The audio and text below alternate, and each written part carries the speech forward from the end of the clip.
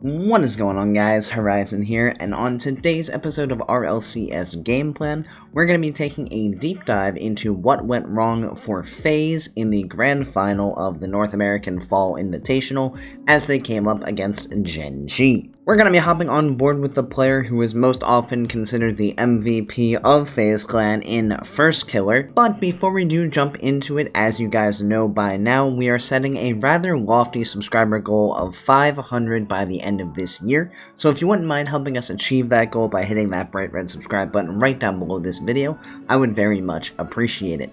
With that all said, let's go ahead and jump right on into this. We're going to get going pretty quickly here because, yeah, it's not a good start for Faze, so what could have been done better here? Well, Firstkiller, I'd like to see you jump.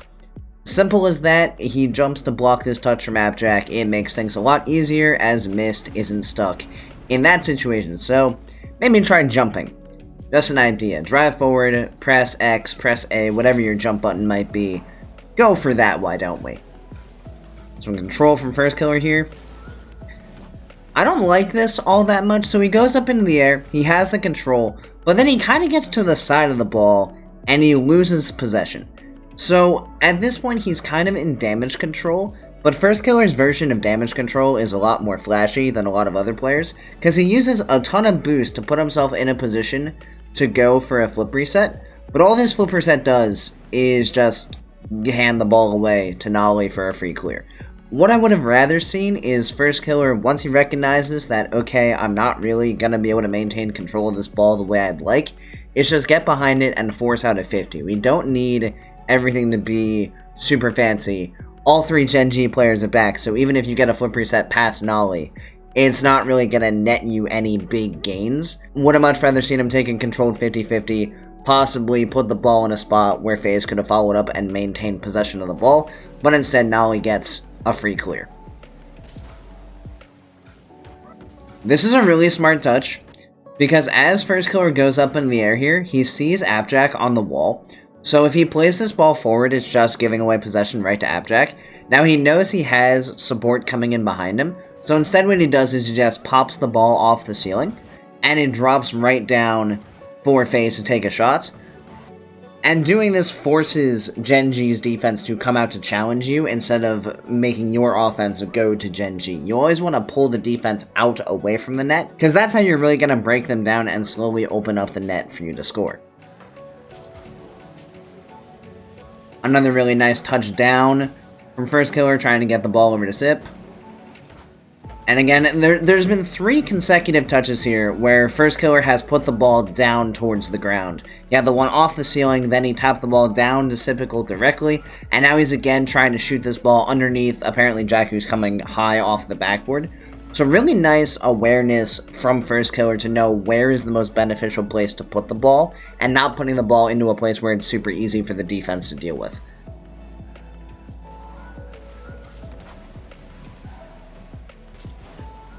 I really like this play here from Firstkiller. So he gets this clear and he immediately takes ball cam off. At this point, he's no longer hard tracking the ball. He's hard tracking whatever Gen.G player is going to go up for the challenge. And you'll notice as soon as Noly jumps, Firstkiller jumps with him. So he's going to make sure that he gets up and he meets Noly in the air for this ball. So really nice use of car cam here to maintain really solid field awareness and recognize that staring straight up at the ball in this situation is really not beneficial, but staring at my opponent who's going to challenge me on this ball is a whole heck of a lot better. So we'll see that he is able to get up and get that challenge with Noly, which is really nice, bumps him off. Sypical gets the free touch but doesn't do a whole lot with it, and then that happens. So we've already discussed, Firstkiller does a really nice job here of getting up to this challenge with Noly. That's fine.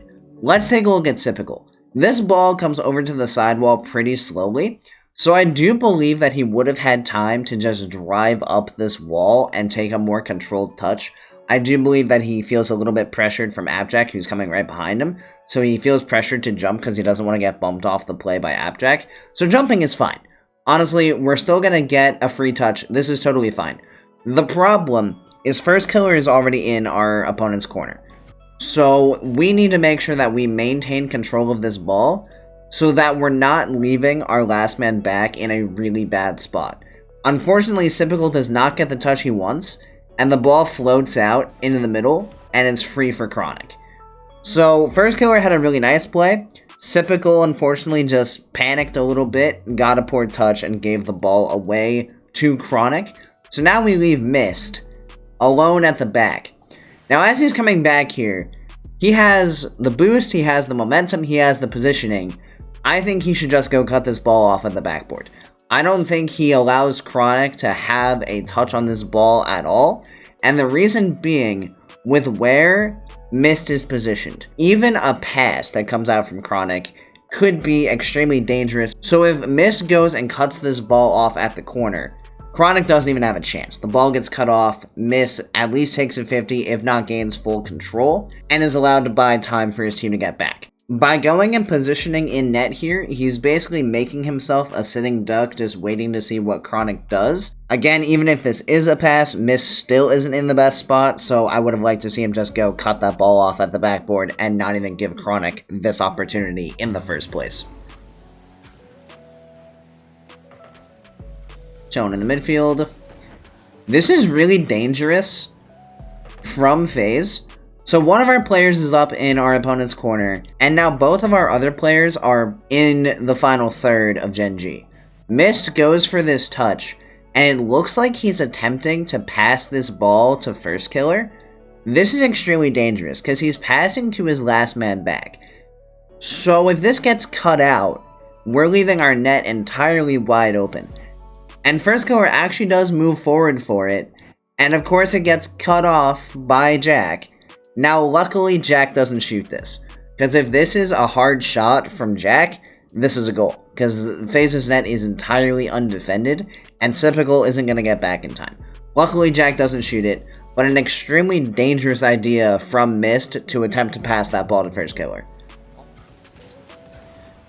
Around one, up the wall, taking the challenge with ApparentlyJack. Pop out to Mist. Mist with the air dribble, gets the bump. This is just a really nice all-around play from Faze, and it starts right here with Firstkiller's touch. So he gets the touch around Chronic and controls the ball up the wall. Now he doesn't have any boost, so he's not going to really attempt to beat ApparentlyJack in what he's doing here. All he wants to do is force out a favorable 50-50 that's going to drop the ball into a favorable spot for Faze or an awkward spot for GenG. Either one really works. This ball drops down and puts Chronic in a really awkward spot because the ball is basically landing on him. So Chronic pops the ball away about as far as he can. Problem is Mist is sitting right there. So Mist then gets this perfect catch, which allows him to pop over the top of ApparentlyJack. And now he sets his sights on Chronic, who's coming off the backboard, and drills him out of the way. And that just opens up a free net for Sypical. So all around, really nicely executed and orchestrated play by Faze. Not taking any chances on the kickoff. Just going to back off to defense. Oh, dear. Right. So this is just a really awkward miscommunication. So Sypical is playing net. Right there. We see him rotating back into net. This ball is coming into a position where Noly realistically could shoot this. So what Sypical is thinking is that he wants to come out of net and cut down the angle on any shot from Noly. Now, this realistically should have been calmed as the ball bounced off the backboard that Sypical was going for it. If that's the case, Firstkiller absolutely cannot go for this ball. Our third man's not back, so if we take both of us out of the play, the net is wide open. Now Noly makes a really smart touch here to not put this ball directly towards the net, because he knows that that is where the pre-jumps are going to come from. And we'll notice that both Sypical and Firstkiller yeet themselves in the direction of the net. So if Noly had put this on target, he's getting blocked and dunked by two players. Noly instead just pops this ball off the backboard, and it opens up a completely free net for Jack. And another really nice thing that Noly does here is he doesn't take any chances that Jack's going to be able to get a whole lot of power on this, and he also just bumps Firstkiller off the play. Because he doesn't want to give any possibility that Firstkiller comes back to save this. Just make sure that the net stays entirely wide open for ApparentlyJack. Really nice play all around from GenG, but really poor communication on defense from Faze. If Sypical and Firstkiller had just organized themselves as to who was going to challenge Noly when he came in for that initial touch, one of them would have still been back to defend the shot from ApparentlyJack. This is just really weird from Faze. I don't know if it's just happening because they're frustrated or slightly tilted with how this series is going, but we still have more than half a game and we're only down 2 goals. That's not anything that we need to panic or get flustered about because we're still very much in this. But it just seems like we are increasing the amount of double commits for balls that we really don't have to. And then not only do we both jump, but Firstkiller bails out. And so does Sypical. So no one touches the ball, and it's not like anyone ran out of boost, so they both jump, and they both bail. So no one touches the ball, and Chronic gets a totally free clear. So I'm not sure what's going on with the communication of Faze in this moment. They seem a little bit shaky in how they're talking to each other, that they're not all on the same page. But they definitely need to get locked back in because you can't afford to be making silly mistakes when the game is still very much within your reach.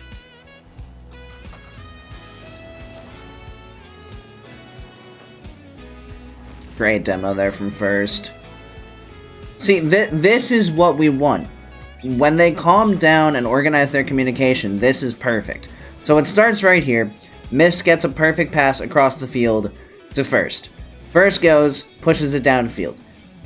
Noly put in an awkward spot, just has to play it off his backboard and then tries to chase it down. Firstkiller, knowing that Noly is the only Gen.G player who can actively get to this ball, just goes, great, I don't care about the ball, I'm just gonna get you off the field. And this demo actually takes 2 players out of the game, because he demos Noly off the ball, and Chronic has also started to slowly move towards the corner, probably preparing for a 50-50 from Noly. Of course, now that 50-50 is no longer happening, Chronic's now last man back with a shot coming from Sypical, and he has basically no boost. So Sypical, really nice placement, puts the ball in the lower corner, Chronic can't do anything about it, Faze right back in it. Another demo from First, chasing Chronic now a little bit, doesn't get him unfortunately. Chasing Chronic again. As the time winds down here, Faze is definitely getting more physical, particularly Firstkiller. I would like to see them incorporate more of this demo-y play style earlier on. Both of their goals came from some form of physical play, so we see that they have it in their arsenal, but they don't seem to like to go to it overly consistently unless the play is on the opponent's goal line and they have an opportunity to score. Well, when you have Firstkiller just kind of roaming the field a little bit and taking out players pretty much left and right, it puts a lot more stress on the players that are still on the field from Gen.G to buy time for that third man to come back. And it's extremely useful if you kind of do it in spurts. Obviously, when you have a team like version 1, everyone's expecting them to go demo heavy. No one's surprised when that team starts to go for demos.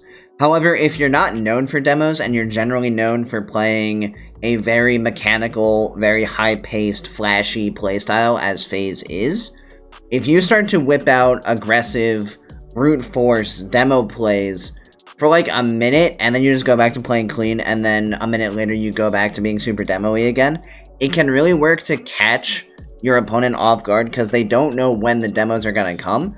So not only do you make them awkward once you start to demo them, but in the periods where you're not demoing them, they are still going to be head on a swivel, maybe a little bit more anxious about when they hear Faze cars behind them, because they never know when those demos are going to pop up.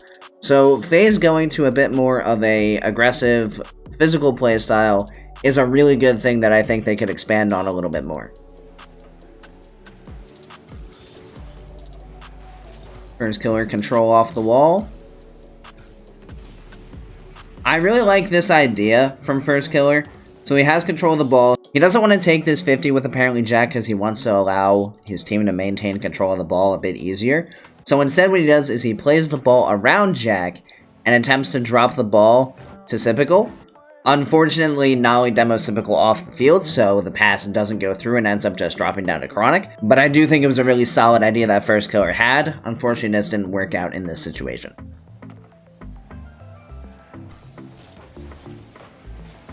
Another really dangerous pass going across. We're now in heavy counterattack territory. Firstkiller demoed Net wide open Noly scores. Okay, so right here, a couple of things go wrong. So number one, Firstkiller has a bit of space, but he doesn't have a lot of boost. He sees Sypical on the right side, but this pass is going to be slow and not very effective when you have Chronic staring you down and ApparentlyJack going for a bump on Sypical.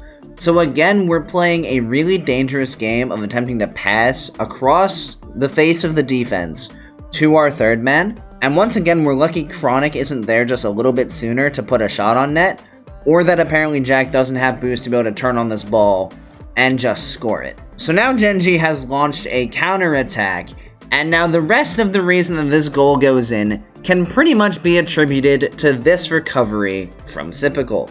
So let's go ahead and just observe what happens here.